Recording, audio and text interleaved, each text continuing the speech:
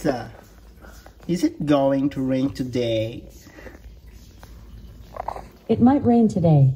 There's a 51% chance at 8 a.m. Oh, tatakbo pa naman ako.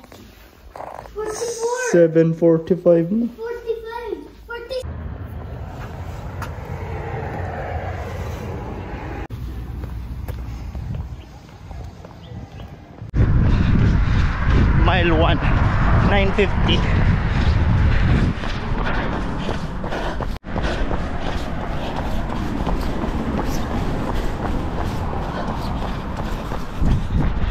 Mile 2, 937.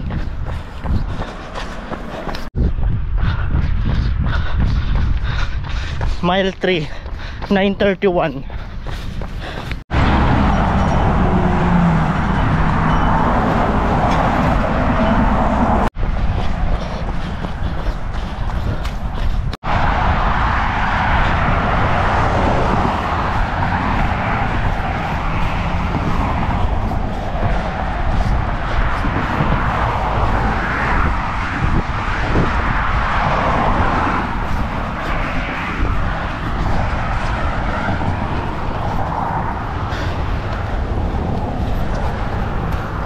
Walang sidewalk.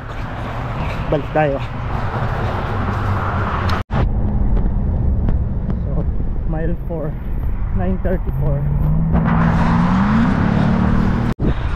Mile 5. Hindi ko narinig eh. Maya checking ko.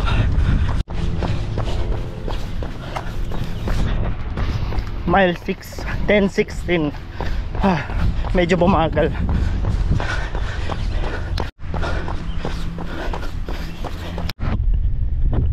Mile 7, 959.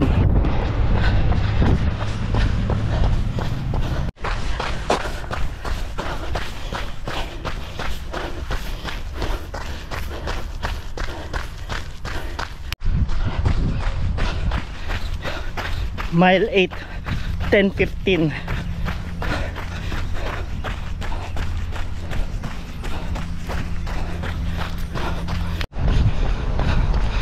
Mile 9, 10:44. Bus na ako. Kailangan ko ng gel. Mile 10, 11:09. Mabibreak ko na yung record ko nung huling practice na straight 10 miles. Pero ubus na ako. Pilitin ko 3 miles para half marathon. Mile 11, 10:57. Sabi ko na nga ba tatama rin ako. Bala ko kasi uminom muna ng Powerade doon na sa bahay, kaso wala, tinamad na ako. Hindi ko na kaya. I mean, kaya ko pa kung di ako iinom ng Powerade. So natokso akong tumigil na. Oh, anyway, sa break ko yung record ko last practice na 10 mile straight. Ngayon 11 miles straight. Pero ilang araw na lang marathon na. I mean, ilang linggo na lang. Bala na.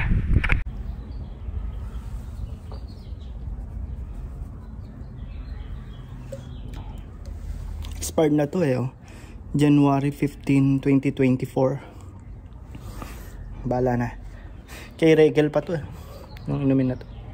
Sayang 13 miles sana, kaso tinamad ako after ng, kasi inisip ko uminom muna ng Powerade para magtuloy-tuloy, para magkaroon ng lakas.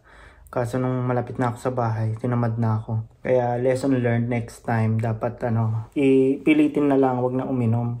Although ubos na ako, babagal na yon, saka baka ma-injure pa ako. Pero anyways, doon naman sa race may nagbibigay eh. Kailangan uminom talaga by the mile 7 or 8. Kailangan uminom talaga. Otherwise mag-hit the wall. This time naglagay naman ako sa nipple ko ng ng baby oil. Pero medyo masakit pa rin. Ang ginamit ko naman ngayon yung maluwag na damit, pero medyo masakit pa rin. Kasi last year ang ginamit ko yung Body Glide. Kaso wala na ako ngayon, kaya tinry ko yung baby oil. Masakit pa rin. Kaya bili na lang ako Body Glide. Saka mga dadalahin ko sa marathon, God willing, yung 2 Band-Aid just in case.